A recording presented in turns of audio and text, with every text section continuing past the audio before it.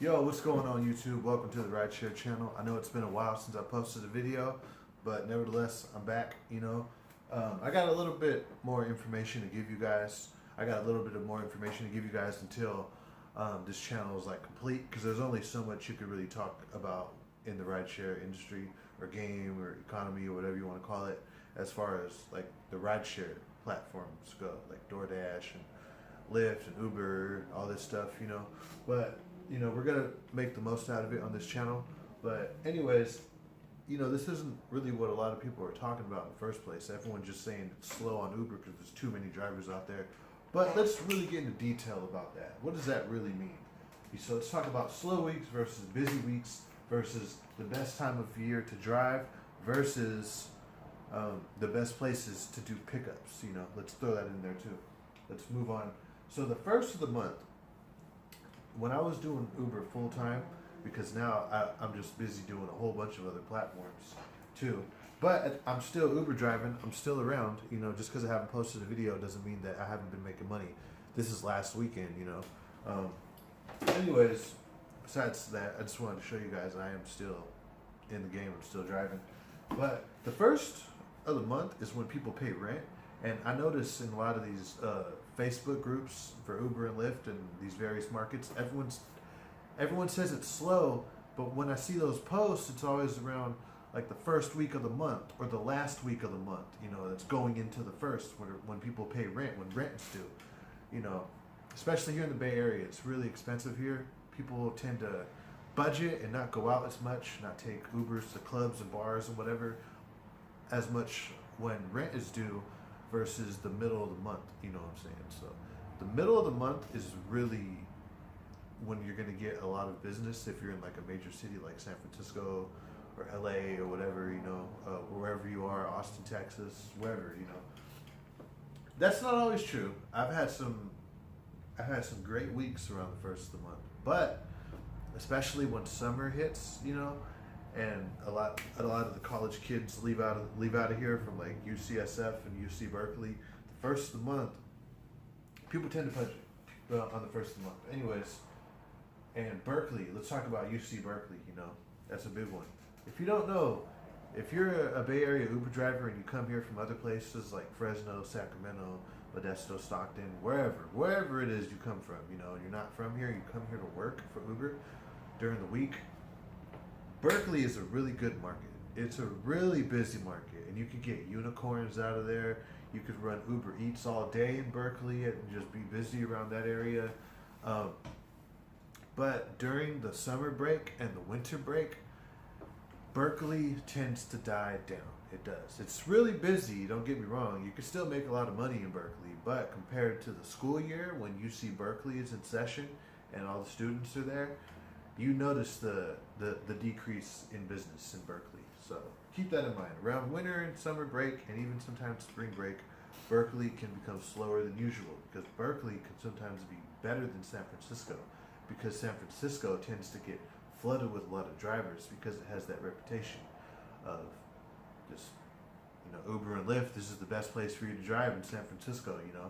People come from out of state to drive out here, I've seen, but that's the problem. It tends to get a little flooded in San Francisco, which makes, like Marin, Sausalito, San Rafael, San Jose, the Pacifica, 650, Palo Alto, Burlingame, around those areas, the East Bay, Oakland, Berkeley, Hayward, Fremont. It kind of makes the other markets a little bit more lucrative than San Francisco, because San Francisco tends to get flooded and there could be longer wait times in the city when it's supposed to be like the busiest market. But a lot of drivers do end up in San Francisco, especially on Thursday nights when they're trying to finish up their weekday quest, the one from Monday through Friday morning at 4 a.m. San Francisco, it's supposed to be the busiest time, right? And the busiest market, especially around the first in San Francisco on a Thursday night. You can be waiting a long time between trips because everyone's out there. So keep that in mind. If you're in San Francisco around the first of the month on a Thursday night, trying to finish your quest, head to the East Bay, get out of there because it's flooded. Everyone's trying to do that, you know.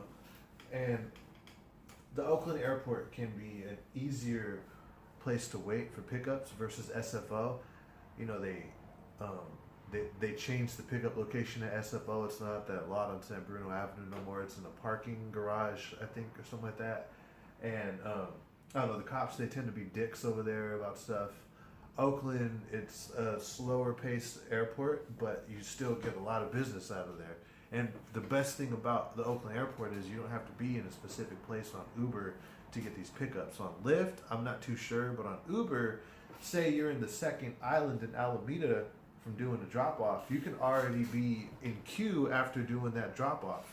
Driving up to Hagenberger Road to Harley Davidson, where we all wait for our pickups, it could be your turn already. Even if it was 31 to 40, you still have ways. You still have a good long. Not a good long trip, like a good 5 to 10 minute trip to drive up to Hagenberger. It's taking the streets, so just keep that in mind. Oakland can be a easier place to pick up. It's just right there at 2B in front of the regular terminals.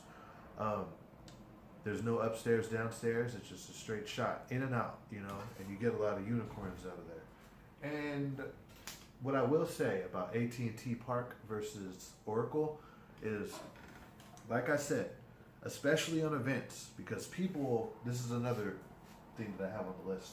People always, you know, most drivers, believe it or not, they're on tab with these events that are going on, like conferences, conventions, concerts, sports events, and they know to position themselves right there when these places are letting out, because, you know, the surge, you know what I'm saying. But the problem about that is in San Francisco, there's a lot of drivers there, and there's a lot of drivers that are doing that. And when a Giants game lets out, sometimes I see it not even surging. And I'm like, what? They just played the Dodgers. It should be crazy right there. There'd be a shitload of traffic, but there's too many drivers in the city. So AT&T tends to surge less than the Oakland side than Oracle, you know what I mean? Even for an A's game, I've seen it surge. Even if it's at a 1.3 and it's stuck right there for like a good 20 minutes or something like that, that's still a good trip. If you take a 1.3 from there to San Ramon, you could still make like $70 or something like that, or like 80, 90 bucks if they're going farther, like to Alamo or something. So keep that in mind. You know, the East Bay and the surrounding Bay Area cities, you know, even if they're not a boost city, especially on a Thursday night on the first of the month, they could be something to consider instead of San Francisco, especially if you feel like San Francisco is dying. That's not the story for the whole Bay Area. So that's just San Francisco because there's too many drivers. And Halloween and New Year's are the two best times, I say, as far as holidays to drive, you know what I'm saying? Because after Thanksgiving, people tend to leave out of town, and that can be the slower part. December can be slow, but New Year's, that's when even all the locals come out, and everyone's partying, and it's New Year's, and there's a surge everywhere. So, New Year's and Halloween, those seem to be the two best holidays to drive. You know, at the same time, you're rolling the dice as far as getting puke in your car, but as far as my experience goes, they tend to be the better times. I made like a little short of $900 last year on New Year's on Uber. So, yeah, that's what I have for you guys today, to try to maximize earnings and to avoid the failures of like being in San Francisco on a Thursday night around the first of the month. You know what I'm saying? Just, you know, if you get a lot of money in the middle of the month, you know, and you get like a $2,000 a week payout or more than that or something like that, or $1,800, you should pocket that money if Uber is your full-time source of income. And even if it's not, because around the first of the month you might not make as much money and it may be frustrating, but hey, you made money on those other weeks and you've been being smart with your money, you know what I'm saying? But this channel is more about, you know, helping you maximize earnings in multiple fashions on the Uber and Lyft platform and DoorDash and all these on-demand apps like that. So more content is on the way. Peace.